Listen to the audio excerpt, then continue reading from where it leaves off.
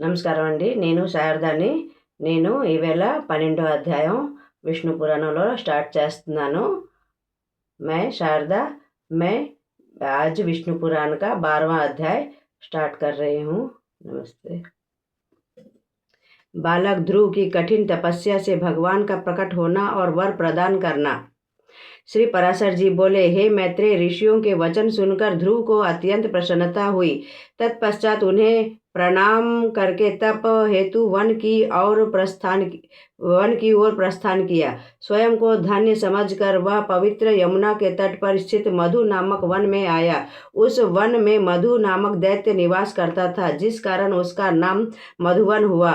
मधु के पुत्र लवण का वध करके शत्रुघ्न ने मथुरापुरी बसाया। जिस मधुवन में सदैव सर्प तापहारी दुख हरण करने वाले श्री भगवान विष्णु विराजते थे, उसी वन में बालक ध्रुव ने घोर तपस्या की। हे द्विज, पुलह, क्रतु, मारीचि आदि ऋषियों के उपदेशानुसार भगवान विष्णु का ध्यान करते समय भूतों को धारण करने वाले भगवान विष्णु जी जब ध्रुव के हृदय में विराजने लगे, उस घड़ी पृथ्वी बाईं ओर झुक गई, और जब दाएं पैर पर खड़े हुए तो दाईं ओर का भाग झुकता गया, तथा जिस घड़ी में वे पैर के अंगूठे पर खड़े हुए, उस समय नदी, पर्वत आदि सहित पृथ्वी विचलित होने लगी।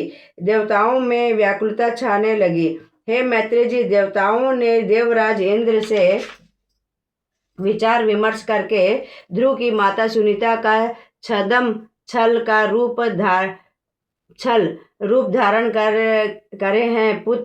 हे पुत्र, करुणाजनक शब्दों का उच्चारण किए और कहने लगे कि यदि आज तुमने तप करने का हठ त्याग न किया तो मैं अपने प्राण त्याग दूंगी। मैं बड़ी कामनाओं से तुझे प्राप्त की हूँ। मुझे अभाग्नि का तू एक सहारा है। अभी तो मेरे खेलने कूदने का समय है। तत्पश्चात अध्ययन, फिर भोग, तपस्या अंतिम चरण है। तू इस प्रकार क्यों अपने सर्वनाश पर तुला हुआ है?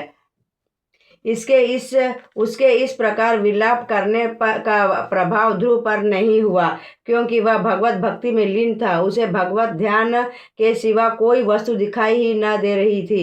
उस समय माया रूपी सुनीति बोली, अरे बेटा, वह देख, भयंकर राक्षस अस्त्र शस्त्र लिए हुए तेरी ओर दौड़े आ रहे हैं। भाग चल यहाँ से।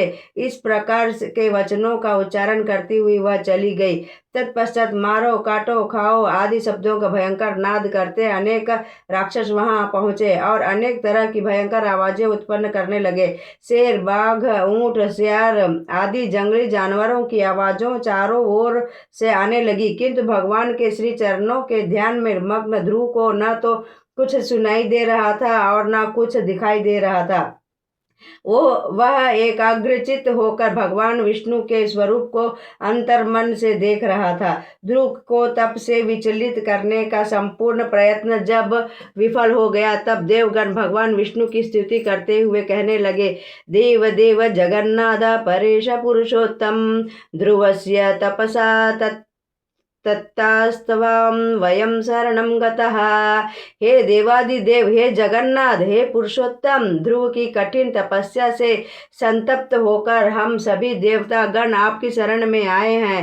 हे दीन दयाल, हम देवताओं को यह ज्ञात नहीं है कि तपस्या करके ध्रुव इंद्र पद प्राप्त करना चाहता है अथवा सूर्य, कुबेर या वरुण पद।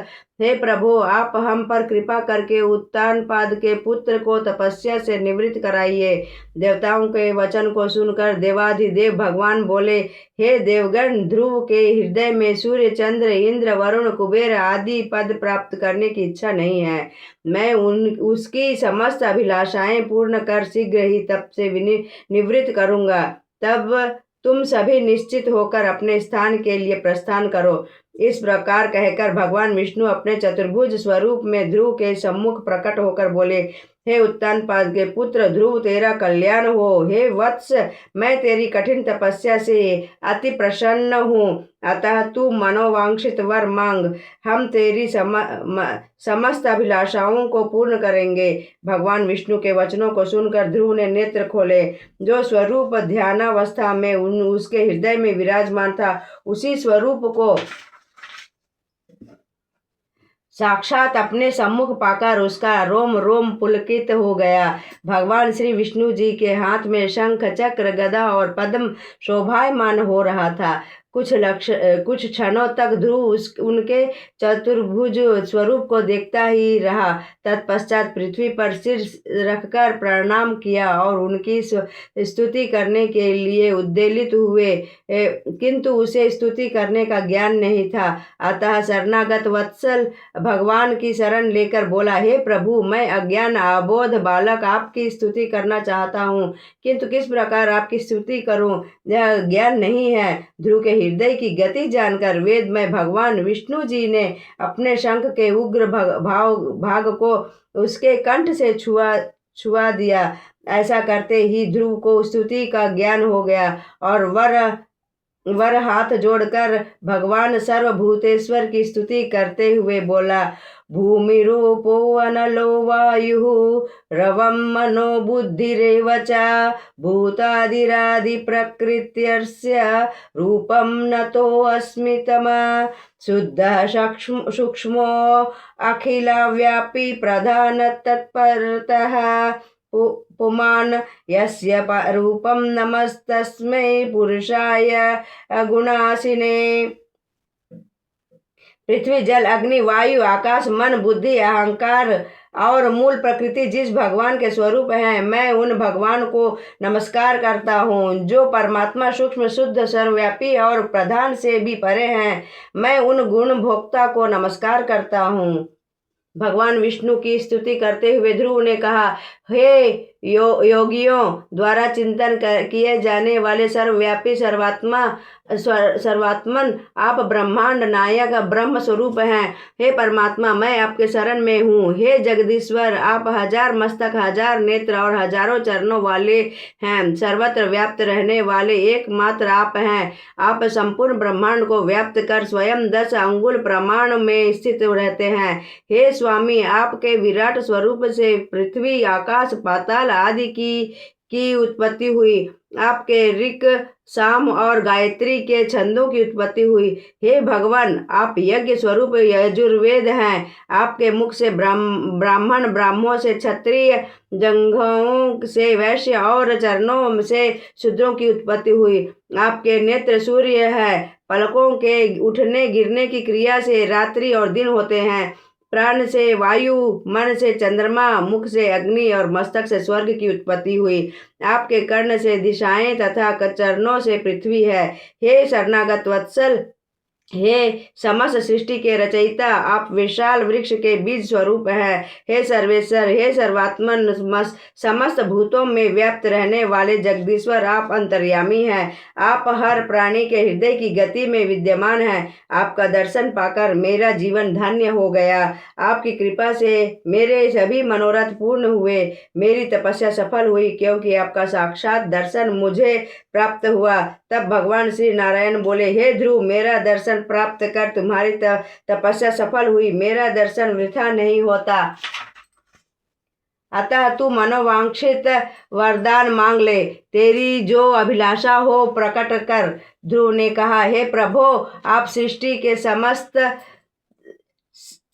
समस्त प्राणियों के अंतःकरण में व्याप्त हैं। मेरे मन की क्या अभिलाषा है उसे आप भली प्रकार से जानते हैं।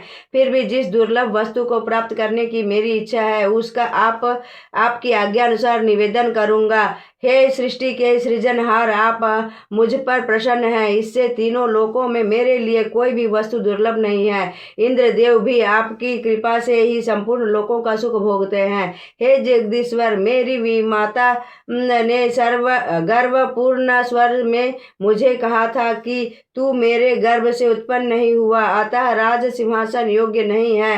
हे सर्वात्मन, आपकी कृपा से मैं वह स्थान प्राप्त करना चाहता हूँ जो तीनों लोकों का आधारभूत हो। भूत हो। ध्रुव के वचनों को सुनकर श्री भगवान बोले, हे बालक, तूने अपने पूर्व जन्म में मुझे संतुष्ट किया था और इस जन्म में तप करके मुझे प्रसन्न किया। पूर्व जन्म में तू ब्राह्मण कुल में उत्पन्न होकर सदा एकाग्रचित रहकर अपने माता पिता की सेवा करने वाला और स्वधर्म पारायण था। कुछ काल के बाद एक राजकुमार से तेरी मित्रता हो गई। वह संपूर्ण भोगों से युक्त और अत्यंत सुंदर था। उसके सुख वैभव को देखकर तेरे मन में यह इच्छा हुई कि मैं भी राजपुत्र हूँ। अतः इस जन्म में तू राजपुत्र हुआ। स्वयंभू मनु के दुर्लभ कुल में तेरा जन्म हुआ और राजा उत्तानपाद का पुत्र होने का गौरव मुझे मिला। हे बालक, मेरी आराधना से तुरंत मोक्ष मिलता है। स्वर्ग आदि लोकों की प्राप्ति बहुत तुच्छ है। हे वत्स ध्रुव, मेरी कृपा से तुझे वह दुर्लभ स्थान प्राप्त होगा जो तीनों लोकों में सर्वोच्च कहा जाता है। तू समस्त तारा का आश्रम बनेगा जो सूर्य, चंद्र, मंगल, बुध, बृहस्पति, शुक्र, शनि आदि ग्रहों से ऊपर स्थित है। वह ध्रुव पद तुझे प्रदान करता हूँ। देवगण मात्र 4 गुण और 1 मनवंतर एक ही रहते हैं, किंतु तू एक कल्प का तक अविचल अपने स्थान पर विद्यमान रहेगा और तेरी माता सुनीति उतने ही समय तक तेरे निकट विमान से स्थित होकर रहेगी। हे पुत्र, जो प्राणी मनुष्य से तात्पर्य है, प्रातः काल एवं सायंकाल तेरे इस चरित्र का कीर्तन करेंगे, उन्हें अत्यधिक पुण्य प्राप्त होगा। श्री पराशर जी ने कहा, हे मैत्रेय, जनार्दन भगवान से वरदान पाकर ध्रुव जी अत्यंत उत्तम स्थान में प्रतिष्ठित हुए। माता पिता की धर्म पूर्वक सेवा और 12 अक्षर के मंत्र पाठ और तप के प्रभाव से प्राप्त हुए यश एवं वैभव को देखकर असुरों के गुरु महाज्ञानी शुक्राचार्य ने कहा, अहो अस्य तपसो वीर्यमहो अस्य तपसः फलम यदेनं पुरतः कृत्वा ध्रुवम सप्तर्षयः स्थितः। शुक्राचार्य जी के कहे हुए श्लोक का अर्थ है, अहो, इस ध्रुव से के तप का कैसा प्रभाव है, इसकी तपस्या का कितना अद्भुत फल है। जो सप्तर्षि गण ध्रुव को अग्रगण्य करके स्थिति हो रहे हैं, इसकी माता सुनीति भी धन्य है, जिसने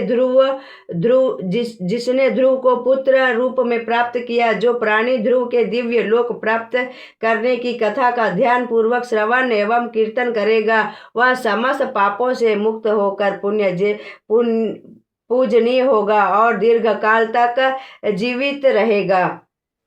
कृष्णं वंदे जगद्गुरुं। विष्णु पुराण का 12वां अध्याय समाप्त।